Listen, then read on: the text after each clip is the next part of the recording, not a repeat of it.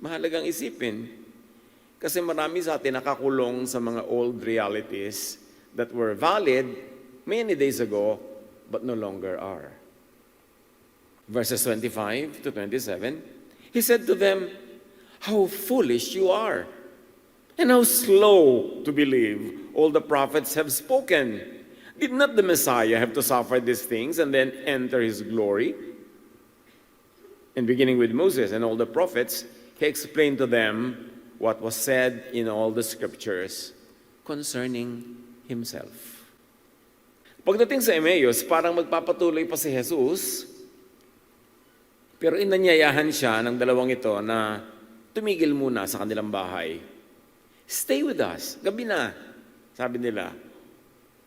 At pumasok siya sa bahay, dumulog sa hapagkainan kasama nila. Luke 24:30 to 33, when he was at the table with them, he took bread, gave thanks, broke it, and began to give it to them. Dramatic. Si Jesus ang nag-serve ng hapunan. Hindi naman siya yung may bahay. At dahil sa kanyang pagsaserve na ito, maraming gunita ang nabuhay sa alaala ng mga disciples. Then their eyes were opened, and they recognized him, and he disappeared from their sight. Kayo man, magugulat. Biglang nawala ang kaharap nilang si Jesus. They ask each other, "Were not our hearts burning within us while he talked with us on the road and opened the scriptures to us?" They got up and returned at once to Jerusalem. U-turn sila agad. Faced with an evidence like this, they changed their direction immediately. There they found the 11 and those with them assembled together. They did not need a new road. They needed a truer reading of reality. Kaya karipas sila ng takbo, pabalik sa iniwan nilang fellowship, pabalik sa lugar na siyang kinamatayan at pinagbangunan ni Jesus. Alignment with reality, the road that leads to life. Panginoon, salamat po sa napakagandang kwentong ito. Liwanagan niyo po ang aming isip para mahango namin sa lalim ng mga katuruan what is relevant to us, what is important to understand, and what is crucial to live by. Be our light, our guide, our teacher. We seek you, Father, in the name of your risen Son, Jesus. What happens to our life when our understanding of reality is wrong? Ang pag-unawa natin ay lihis, hindi tugma. And what does Jesus do to realign us with His truth? Dapat itapat, dapat itugma sa Jesus reality ang ating reality, especially our religious fantasies. Maraming mga katang-isip at guni-guni na nilikha ang napakahabang istorya ng relihiyon about Jesus. But how does what we know compare with what is? How does our truth compare with the Jesus truth? Luke 24:13 to 24. Sa mga kabanatang yan, alam nila ang facts. Pero mali ang interpretation nila. Yes, may Messiah. Pero ibang type of Messiah si Jesus, not the type that they expected. So when Jesus lived and died and lived again, wala sa script ng kanilang pattern ng Messiah in their culture, in their tradition, hindi nila nakilala ang true Messiah. Lihis kasi si Jesus sa Messiah of their expectations. Dapat nating nililinaw, mga kapatid, when you talk about Messiah, we're not talking about only one. The Jewish people were expecting their Messiah, one that would come triumphantly as a military conqueror, one that would set up his kingdom on earth and rule from Jerusalem. Yun ang kanilang mga aspirations. A Messiah that would set them free from all Roman domination and all domination of foreign powers. Yun ang inaasahan nila kay Jesus. Hindi naman yun si Jesus. Kaya hindi nila kinilala si Jesus. Hindi nila naintindihan si Jesus. Kaya si Pilate, tinanong niya si Jesus in a private interview. The people are outside, wanting Jesus crucified. Sabi ni Pilate sa kanya, "Are you really the king of the Jews?"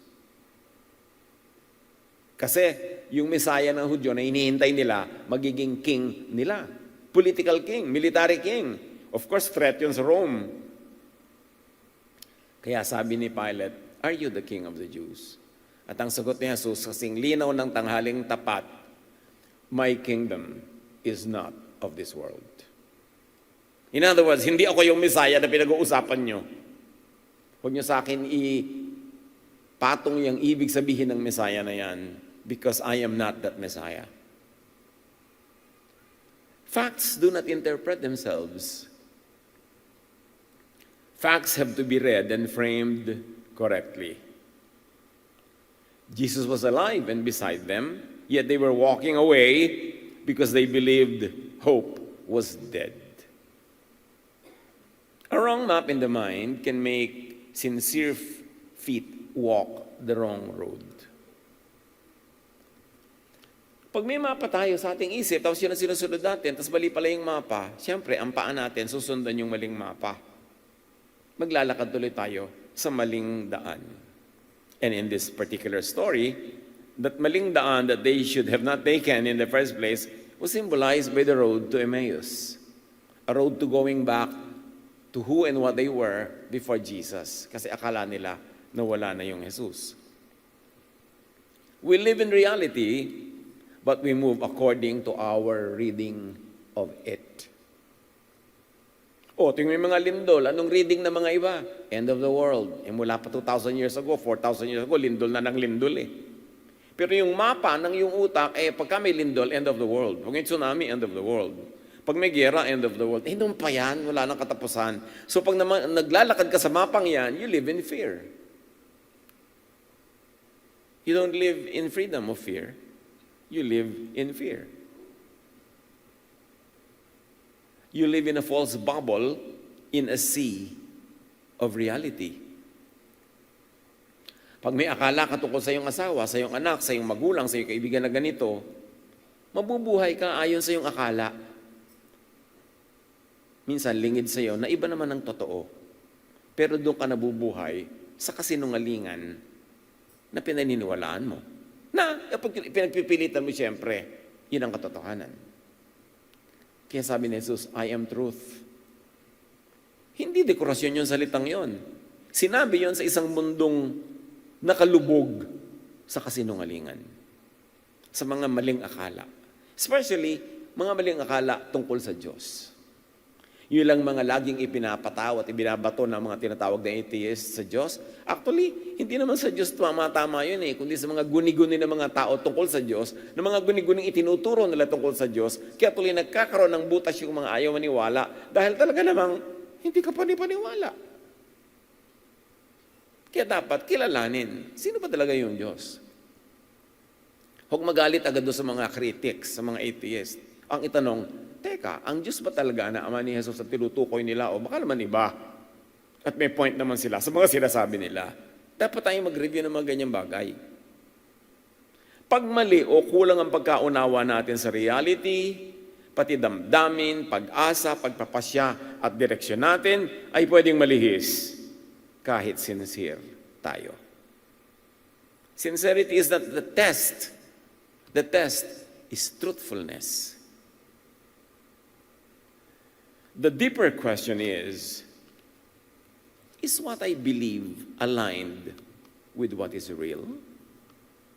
Tulad ng paniniwala ng dalawang yan na naglalakad, what they believed was that Jesus was dead. But was it aligned with what was real and true? Hindi. Obviously. At marami sa atin naglalakad sa road to Emmaus sa maling akala. Does what I believe about God align with the truth about God revealed by Jesus? Remember, si Jesus ang taga-reveal sa Ama. No one has seen God except the Son. The Son is the image of the invisible God. So, kung meron tayong dapat malaman tungkol sa Ama, malalaman natin yon through Jesus. Kanino natin nalalaman yung alam natin ngayon? Dapat yan, kung hindi tugma sa inire-reveal ni Jesus, tayo'y tumugma so that we can live in truth. Pag ang alam at paniniwala ay tama, tutugma ang isip sa reality. Magiging tama ang isip, ang daang lalakaran at ang kilos at gawa. Lahat ng kalungkutan, kabiguan, kasiraan ng tao, dahil ang kanilang kilos, gawa, isip ay hindi nakatugma sa reality. Nakatugma sa ilusyon. Nakatugma sa kasinungalingan. At maitatama lang yon kung tutugma tayo at susunod sa reality revealed by Jesus. And even reality revealed by our God the Father, Creator, who created natural law. Nakatugma ka ba sa reality o hindi? Reality says, pag nagpuyat ka ng nagpuyat, hindi ka kumain ng masustansya, ubo ka, magkakasipon ka, magkakasakit ka, kahit ka madasalin. May natural reality na hindi pwedeng ma-overcome o kaya ay mabura ng pananampalataya. Kaya maraming nabibigo, nagtatampo sa Diyos. Sabi ng Diyos sa akin, God talk to me, huwag na daw akong pagamot, gagaling ako. Tapos bakit naghihingalo na ako ngayon? Nagtatampo ako ngayon sa Ama. Sino may sabi sa'yo? Ang sinasabi ng reality, alagaan mo yung sarili mo, matulog ka ng sapat, kumain ka ng tama, bawasan mo yung mga stress mo sa buhay para ka lumusog. Bakit po wala na akong ginawa kundi maglingkod, mag-aral, magturo, magmisyon, magpunta dito at magkaroon, tapos nagkaroon pa rin ako ng sakit? Pinabayaan mo yung katawan mo . Nasaan ang reality doon? Ang dami nating guni-guni, mga kagilagilalas na kasinungalingan tungkol sa ating kataas-taasang Diyos. Dapat makalaya tayo doon. At ginawa na yan ni Jesus. Ipinakilala na niya ang Ama. Pero tinakpan uli ng religion in the last 2,000 years. Ibinalik ang mga haka-haka at guni-guni at mga pananakot. Pag tama ang gagawin, tutugma ang kilos sa reality, which is truth, which is Jesus, which is the Father, which is life. But magsisimula ka sa reality. What is your reality? O gusto mong maging binibining Pilipinas, what is your reality? Baka pang Miss Universe ka, hindi pang Pilipinas lang. Baka pang binibining kangkungan ka. O kaya ay manahi ka na lang iha, may iba kang talent. What is your reality? Dapat tayong mabuhay doon. Bagamat, a certain stretch of reality could be moved up and down with improvement, with work. Pero may limits pa rin yun. Hindi ka pwedeng lumabas sa boundary mo no matter how hard the work. Pero meron ka pwedeng gawing fine-tuning and improvement sa reality mo. John 14:6, Jesus answered, I am the way, and the truth, and the life. No one comes to the Father except through me. Sobrang nang gasgas ang verse na to. Wala nang talab sa atin. Memorize na natin, kahit hindi pag-isipan, kahit tulog, sasabihin. Pero, napag-isipan na ba na talaga natin ang kahulugan noon? Too familiar na tayo . Hindi na natin kumisan ina-analyze. If no one comes to the Father except through me, it means no one comes to reality except through Jesus, through me. Life becomes true as our mind, beliefs, reading of Scripture, hopes, choices, and direction become aligned with the reality revealed in Jesus. Jesus, no one else, is the revealer of reality. Meanwhile, a wound, a pain can be true while its conclusion is false. Tulad ng pain nitong dalawang to, yung wound sa puso nila, totoo naman may wound, may pain. Pero yung conclusion nun, false. Conclusion na, iniwan sila ng Diyos, binigo sila ni Jesus, wala na silang pag-asa. Yun ang conclusion na nagmula sa wound nila. Separate the wound from the conclusion. There is a true wound, but the conclusion derived from it is not true. What are our wounds? What conclusions do we make out of those wounds. Paghiwalayin yun. Kasi habang hindi natin na-isolate, hindi natin masasolve kung ano yung false at ano yung true. Tama, may pain. Pero hindi tama ang inaakalang message ng pain na wala ng hope, that Jesus is really, truly dead. Kung ano ang tunay na sanhi ng hapdi. Nahihilam ang matang lumuluha dahil sa lungkot. Lumalabo ang paningin. Tears can cloud our vision. You must see through the tears. So you can go to the root of the pain, of the sorrow. What is your pain today? What wounded you yesterday? Kaya may pain ka ngayon. What do you think is your pain saying? Tama ba o mali? Aligned ba sa reality or not ang reading mo about your pain? Because a wound can tell us, though wrongly, God was absent. I failed in the exam kasi God was absent. Hindi ba pwedeng dahil lang talagang kulang ka sa sagot? My love life is a wreck because God was absent. God departed from my marriage. May pain ka, a marriage that did not work, pero tama ba yung conclusion mo about the source of your pain? Pain can tell us, God failed. Sa kabila ng pananalig ko, pananampalataya, God failed. Nothing can be repaired. O tulad ng conclusion nila sa kanilang pain, pagluluksa at paghihimutok, patay na. Patay pa. Kaya tuloy may pain sila. True, may pain. Pero true ba yung cause? 3 days ago was true. But at this point in the story, not anymore. Kaya lang nakulong sila nung dating truth. Hindi lahat ng totoo 3 days ago ay totoo pa rin today. Think of that. About people who failed you. About your wounds inflicted by people in the distant past.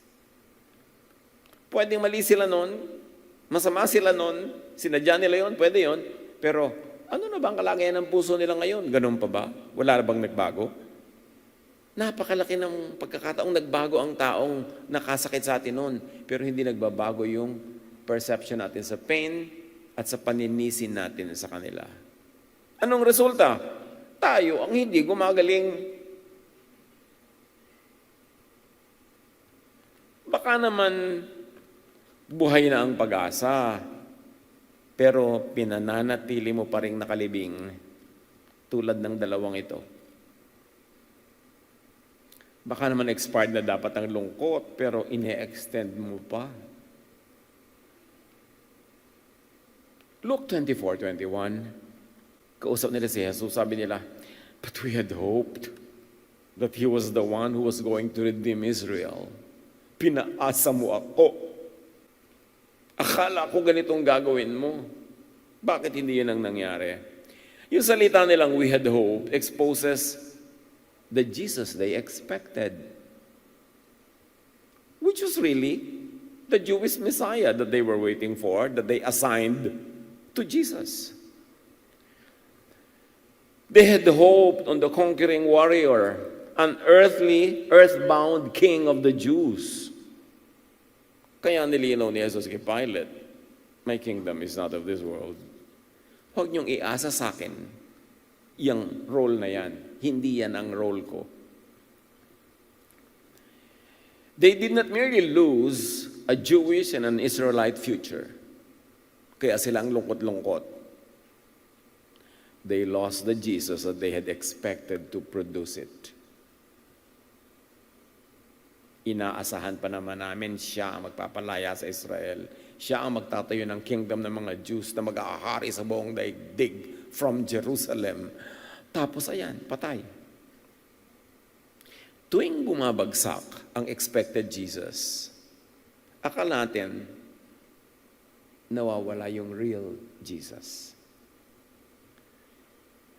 Anong pinagkaiba ng real Jesus as the Gospels teach us from your expected Jesus. Yung, ay naku, talagang, gawin mo lang to, talagang hindi ka papabayaan ni Papa Jesus. Sabi ba niya talaga yun? O may sabi sa'yo kung sino? Sino ang expected Jesus mo at ano ang real Jesus? Pag hindi mo pinagtugmayan at hindi mo inalign at nabuhay ka doon sa expected Jesus, lagi kang mabibigo, madudurog, mawawasak, tuwing ang nananaig ay yung real Jesus kaysa yung expected Jesus mo. That's why truth sets free. What we need is a clearer Jesus.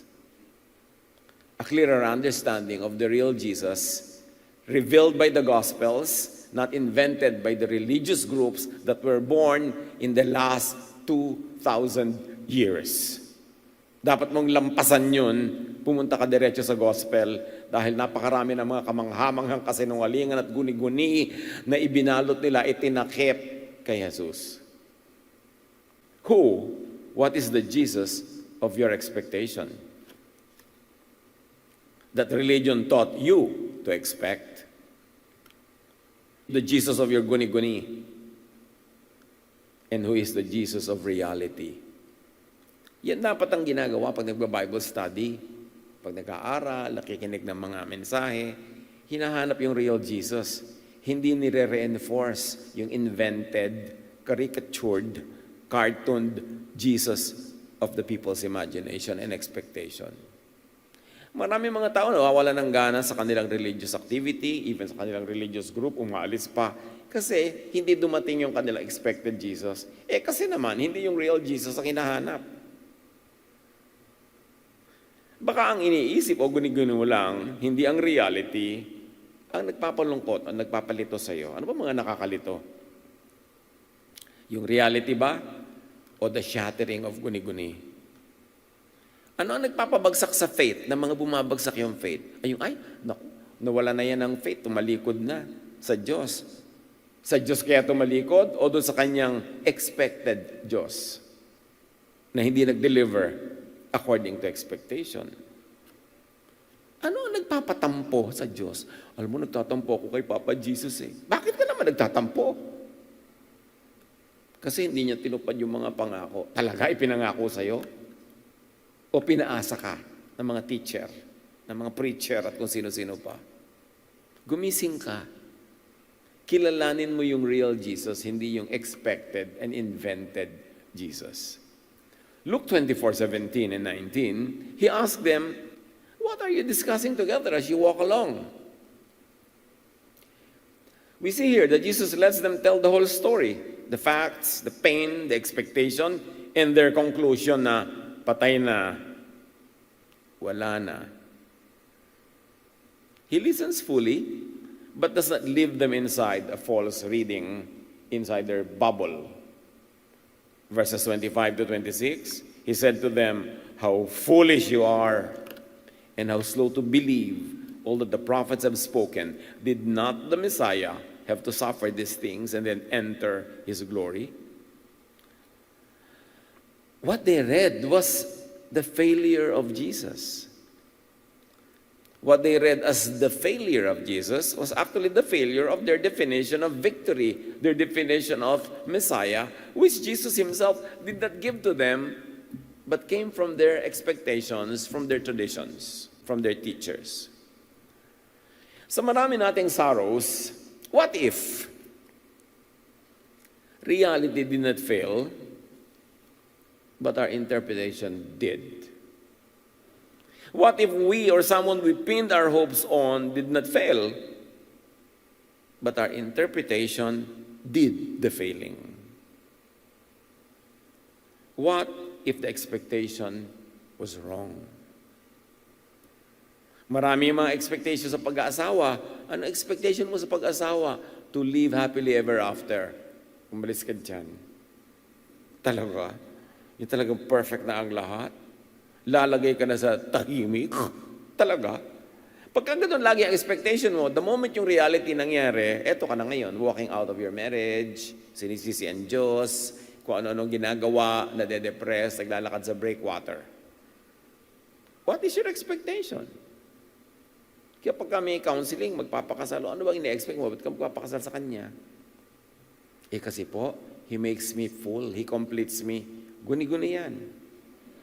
Huwag mo nang ituloy ang kasalan kung yan ang hinahanap mo, that he will make you full. Baka ka nga niyan ubusin. Pero kung tama ang expectation mo, pagka inuubos ka na niyan, sabi ko na nga ba, okay lang, dahil alam ko naman. Dapat tama ang expectation mo. Huwag kung ano-ano. Mga magulang, anong ina-expect nyo sa anak nyo? Itama nyo yan para hindi lahat stressed. Well, we always want to be the best version of ourselves. You can ask anybody to be someone other than themselves. You could ask and even help them to be improving as they are, but you cannot ask them to be someone else. Mabibigo ka, mabibigo sila, magkakalayo lang kayo. Luke 24:27, and beginning with Moses and all the prophets, he explained to them what was said in all the scriptures concerning himself. What is the given here? They already had scripture, but they did not understand. In fact, yung scripture nila ang nanglito sa kanila tungkol kay Jesus. Possessing the text is not the same as seeing what the text is saying. Hindi ko mo may Bible study, nakakapag-study ka nga, kung minsan nare-reinforce lang yung mga guni-guni. Kailangan hahanapin mo talaga yung totoo. You don't settle for anything less than truth. Dapat lahat Jesus filter ang pagbabasa ng text. Kasi Jesus is the measure of all things. He is the revelation of the invisible God. So you make God visible through the revelation of Jesus. Now, sa kanilang usapan, Jesus reopened Scripture. And what changed was how they read it. Before Emmaus, they fitted Jesus into an inherited picture of Messiah. What's the picture in their mind? Victory meant rescue, power, and national redemption for them. With that expectation, naturally, the cross looked like disproof. What happened at the cross suddenly was a deconstruction of all their hopes. Pero ang tanong, yung hope ba nila nakabase talaga sa tunay na mensahe ni Jesus? On the road, Jesus taught them to reread the inherited picture through Him, not through history, not through tradition, not through the teachings of their leaders, but through Him directly. Written word filtered through the living word. That is how you face Scripture. Do not force Jesus to fit the inherited reading. Kasi yung inherited reading, tama na, perfect na, ba't pa darating si Jesus? Ano pa idadagdag niya o babawasin doon? Tama na at perfect na. Dumating siya para yun tama. So dapat tinatama mo, hindi ka lang susunod. Yung reality mo, itama mo kay Jesus, hindi sa expectation. Let Jesus reopen the reading. Jesus did not discard Scripture. He opened its windows para pasukin ng liwanag at lalong maintindihan. John 1:18, no one has ever seen God, but the one and only Son, who is Himself God, and is in closest relationship with the Father, has made Him known. Dibdibin natin yan. Walang nakakita sa Ama, kundi ang Anak. Alam ba natin ang ibig sabihin ng wala? Wala. Kaya dapat lahat ng aalamin natin, paniniwalaan tungkol sa Ama, yung revealed by Jesus. Jesus becomes microscope and telescope when it comes to understanding the Most High, the Father, our God. Colossians 1:15, the Son is the image of the invisible God, the firstborn over all creation. So the Son is the image. God is invisible, cannot be seen, but can only be seen through the image of Jesus. Through Jesus, through His teachings. Jesus is the mold. Jesus is the standard by which everything must be tested. Hebrews 1:3, the Son is the radiance of God's glory and the exact representation of His being. Accept all teachings and ideas about the Father when it passes the Jesus filter. You don't need to accept teachings about the Father that doesn't pass the Jesus filter, because Jesus is the exact representation of the Father, sustaining all things by His powerful word. Jesus is the reference. All teachings before and after the Gospels have to refer to Jesus, because He is in the center of all revelation. Suriin lahat ang mga sinabi ng mga tao after Jesus went back to the Father, at padaanin niya sa sinabi ni Jesus. Tanggapin lang yung papasa. At lahat din ang sinabi before Jesus taught us in the flesh, dapat ding paraanin sa Jesus filter. Kasi, sinabi na nga natin, ba't pa siya darating kung wala naman pala siyang itatama, wala naman pala siyang itutuwid. So, siya yung standard. If Jesus is the clearest revelation of the unseen Father, every inherited, traditional picture of God must stand in His light. Every picture of God must be what His face reflects exactly.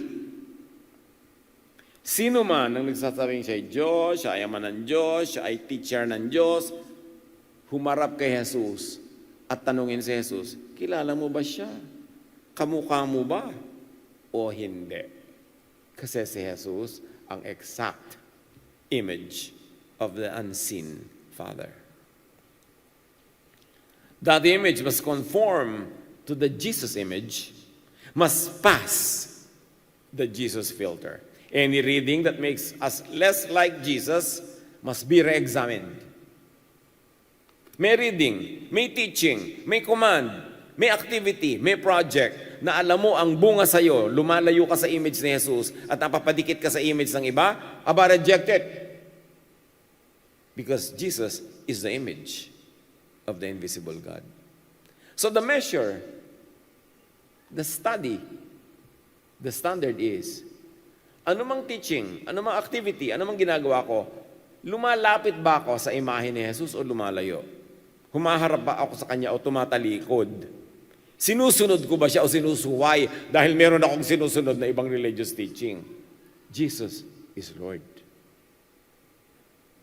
Every knee shall bow in heaven, on earth, and under the earth to the name, the meaning of the name of Jesus. Dapat hindi tayo nalilito, kaya tayo Christians eh. Dapat malinaw. Be wary of any image that makes you look like someone else. Hindi yun ang image ng Ama. What does reality look like in Jesus? Total reality yung pinag-uusapan natin. Paano ba malalaman real? Ano ba yung reality ni Jesus? Reality in Jesus is truthful. Anything deceitful, half-truthful, is not the reality of Jesus. Reality in Jesus is compassionate. Ano yung relihiyon mo? Nagiging maawain ka ba o matigas ang iyong puso? Mapagmahal ka ba o mapagmuhi? Nakikipagkaibigan ka ba o nakikipagkagalit? Nagbubukas ka ba ng iyong puso o nagsasara? Ano bang talab sa iyo niyan? Because any reality in Jesus ends in compassion. The reality in Jesus is serving, healing. Ginagamot ka ba o lalong sinusugatan? Tuwing nakikinig ka ba ng teaching, umaattend ka ng activity, nagsusurrender ka sa isang any religious event, lalo ka bang nasusugatan, inuusig, sinasaktan, ipinupwera, o gumagaling ka? Any reality in Jesus is restorative, courageous, and life-giving. Sabi ni Jesus, I came that you might have life and have it to the full. O yung karelihiyon mo ba, kaaaral ka ba Bible, nagiging fuller ang life mo? O papaliit ang mundo mo, papasikip ang iyong daan, papadilim ang lahat? Manuri, makahalata kung dinadala ka to a full life or to a diminished existence. Jesus confronts wrong without being cruel. In your crusade for truth, are you becoming cruel?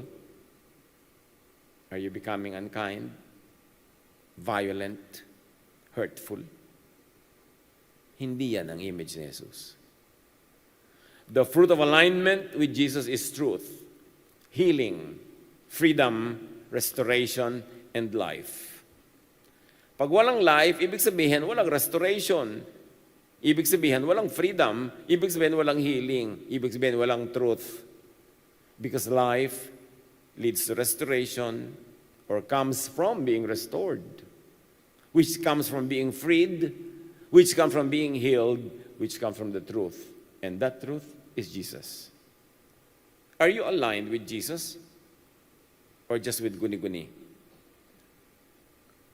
Luke 24:30-31. When he was at the table with them, he took bread and gave thanks, broke it, and began to give it to them. Then their eyes were opened. They recognized him, and he disappeared from their sight. Yan ang nangyari. But now they could see differently, even when they could no longer see him physically. Kailangan mawala si Jesus doon para makita si Jesus. Luke 24:32. They asked each other, were not our hearts burning within us while he talked with us on the road and opened the scriptures to us? Sabi ko na nga ba? Ikaw ba? Oo, sabi ko rin. Ba't di ko narinig? May kutob na nga ba ako? Nararamdaman ko na. Before their eyes opened, their reading had already begun to open. And that is what is called metanoia or repentance. A changed mind coming back into alignment with what is real. Mostly, this very important word is translated as repentance. At ang ginawa ng mga religious sa word na yan ay sobrang nilagyan ng religious and sectarian color and drama.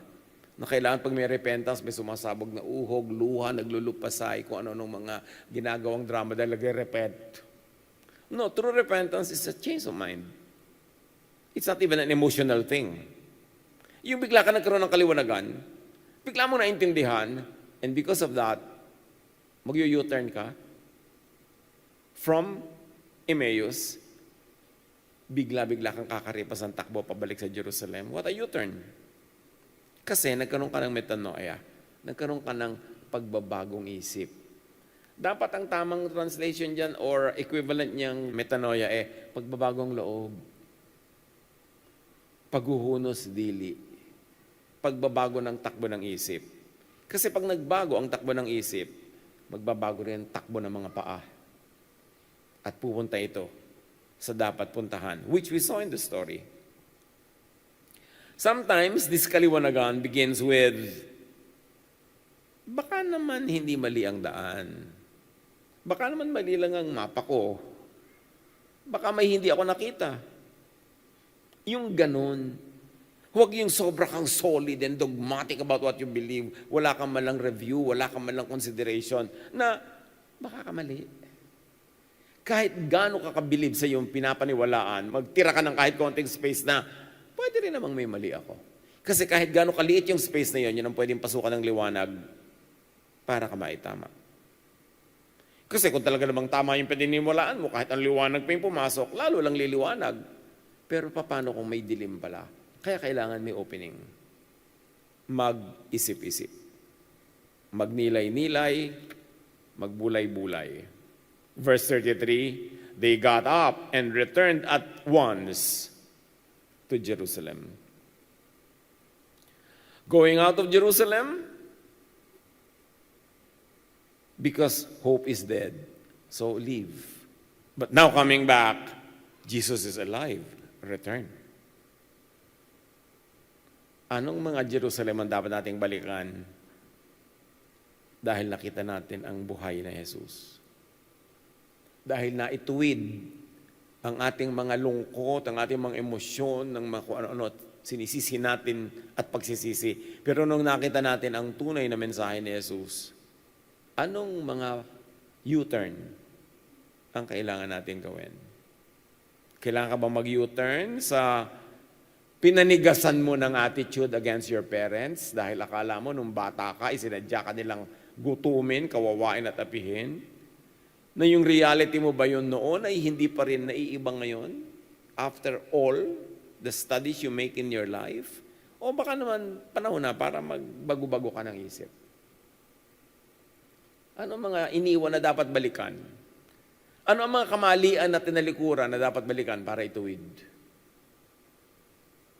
Ano mga pagkakamali ang pinanigasan na dapat balikan at aminin para maituwid? Ganda-ganda nitong kwentong to. Talaga pag piniga mo to, kahit 3 linggo, hindi mo mauubos ang lesson dito. Bakit nga hindi? Personal appearance to ni Jesus. Napaka-dramatic. Hindi ito basta lang. Marami itong alam at laman. Changed understanding became changed direction. How do you apply that in your life? An ever-changing understanding of Jesus produces an ever-changing direction. Only a fool does not change his mind. Let truth, let wisdom make us humble, admit our errors, and correct our mistakes, even our misconceptions. Doon nagsisimula ang healing. So tatanong natin, saan ako naglalakad ngayon dahil sa isang maling pagbasa sa text ng Scripture? O sa nangyari sa buhay ko? Marami namang maling pagbabasa. Mali pala basa ko noon sa ginawa ng magulang ko, sa ginawa ng asawa ko. Mali pala yung basa ko noon sa mga nangyari sa akin. So, itutuwid ko siya. Babalikan ko. We all have Emmaus roads, directions chosen because disappointment, pain, or false expectation interpreted life for us. Pag pinabayaan mo yung lungkot, yung disappointment, yung galit, yan ang mag-i-interpret ng reality for you.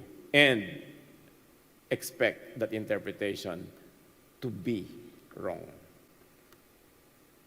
Ang laki ng pagkakamali pag pinagahari natin ang galit o ang emotion o ang drama.